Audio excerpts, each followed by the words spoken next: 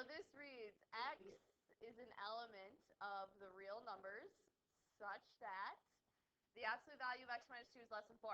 So the only difference is when we did these before, we would have the absolute value of x and then something like subtracted, and we would add the 2 and then we'd separate it into the two pieces.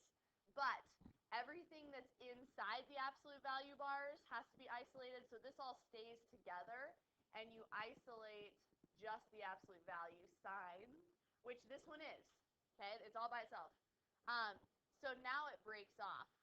So this whole thing, x minus 2, has to be either less than 4, or this whole thing, x minus 2, could be greater than negative 4 because it's absolute value.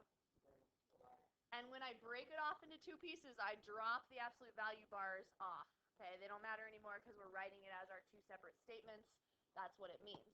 Now we solve each of these separately, so I'm going to add 2. The answer could be 5. Yes, that would work because 5 minus 2 is 3, which is less than 4.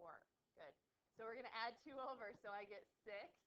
And we're going to add 2 over here, and we get greater than negative 2.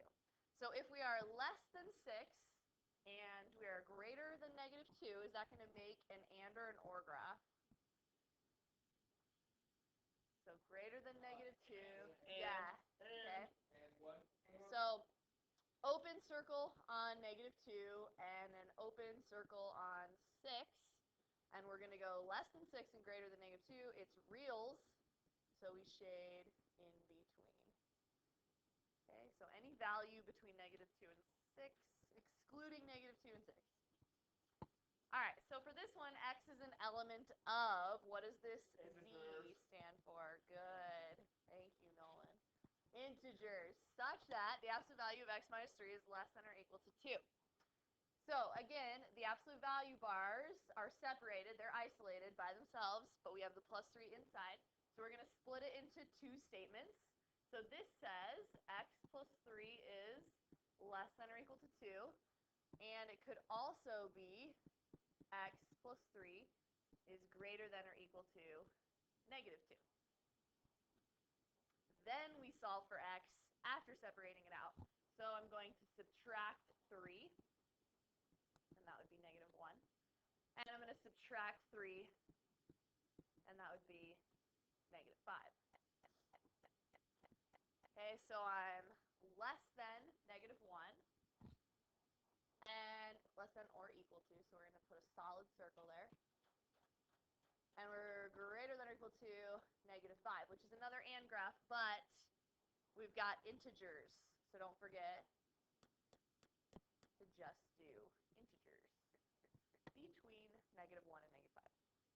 Okay, notice that both of these graphs started with a less than sign, right? Less than and less than, and both of them made and graphs, all right? So now I have a greater than. Greater than is going to make an or graph. Okay, good. So let's separate this into two equations because it's absolute value, so we have to write two statements. This could be greater than 5, or it could also be less than negative 5. So again, when you do the negative piece, flip the inequality, just like we did the other ones. So now I'm going to add 3, so x is greater than 8. And we're going to add 3 over here, so x is less than negative 2. Again, make sure it actually does make the OR graph. So we have a greater than 8, and it's an open circle. We are doing real numbers.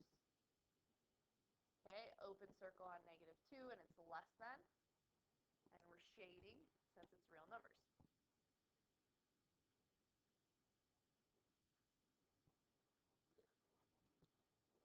Okay, so be careful that you check for real or integers. One more thing I want you to add to your notes. These are like the special cases.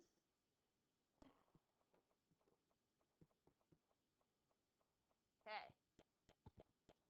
When you have a negative to begin with, it's a special case. Alright? So if you notice that you are doing the absolute value of something, and there's already a negative to start the party, then there's a problem, because we're talking about the absolute value. Absolute value means it's always going to be positive. So in this case, this is going to be, no matter what, a positive number. No matter what we plug in, it's going to turn positive because the absolute value bars. So any positive number greater than or equal to -5, always true or no solution? Yeah. No matter what, positive numbers will be greater than a negative number. So this type of problem would be all real numbers. So you would have a number line that is all shaded, or if it's in integers, it would go forever. Okay. And the other special case is the same thing, except for a less than sign. Okay. So again, hopefully you notice I started with a negative, and that's weird because we don't usually do that. So the absolute value of anything has to be positive. So is any positive number ever going to be less than -5? No. Right. So this would be no solution.